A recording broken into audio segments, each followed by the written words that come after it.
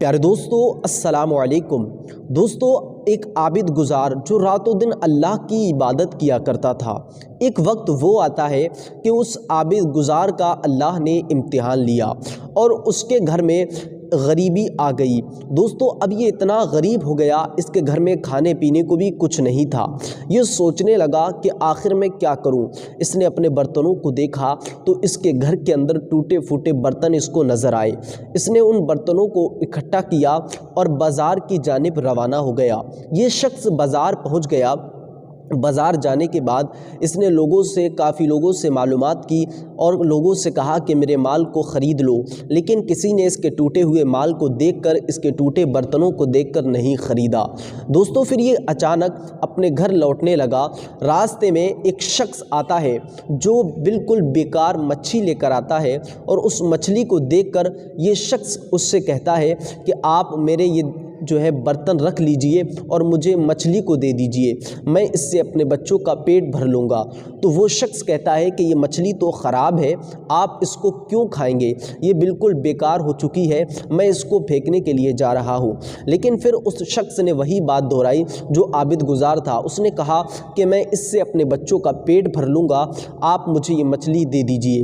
اس شخص نے سوچا کہ یہ کوئی بیوقوف ہے، اس لیے اس طریقے کی بات کر رہا ہے۔ اس نے اس مچھلی کو اس شخص کو دے دیا اور اس کے برتن خرید لیے۔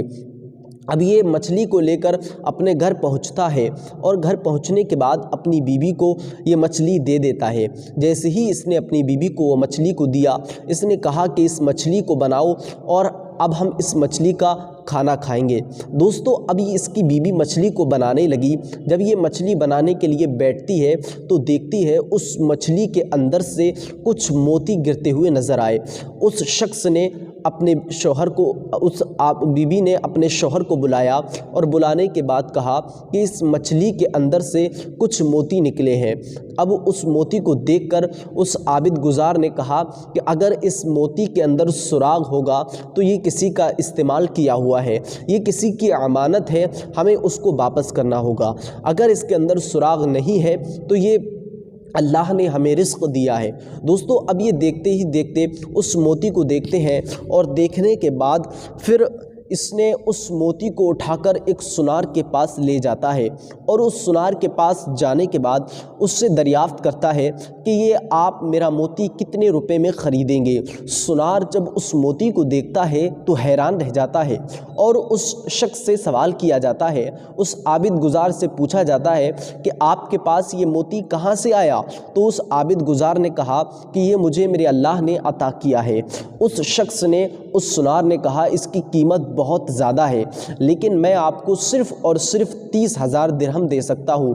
اگر آپ مجھے دینا چاہتے ہیں تو دے دیجئے، ورنہ میں آپ کو ایک ایسی جگہ بتاتا ہوں جہاں آپ کو اس کی پوری قیمت مل جائے گی۔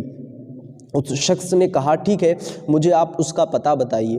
پھر وہ سونار دوسری جگہ اس سونار کے پاس اس کو بھیجتا ہے، اور بھیجنے کے بعد جب وہ دوسرے سونار کے پاس پہنچتا ہے تو دیکھتا ہے کہ وہ سونار اس موتی کو دیکھ کر حیران رہ جاتا ہے، اور وہ بھی اس سے سوال کرتا ہے کہ آپ کے پاس یہ موتی کہاں سے آیا؟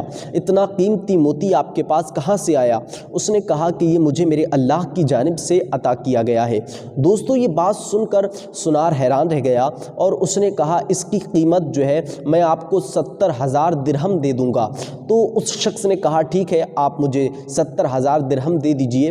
اب اتنی ساری قیمت دیکھ کر اس شخص نے، یعنی اس سونار نے کہا کہ میں آپ کے ساتھ اپنا مزدور بھیج دیتا ہوں، اور اس مزدور کو آپ لے جائیے گا، وہ آپ کے گھر تک آپ کی رقم کو صحیح سلامت پہنچوا دے گا۔ وہ مزدور آ کر اس کے گھر صحیح سلامت رقم کو پہنچوا دیتا ہے۔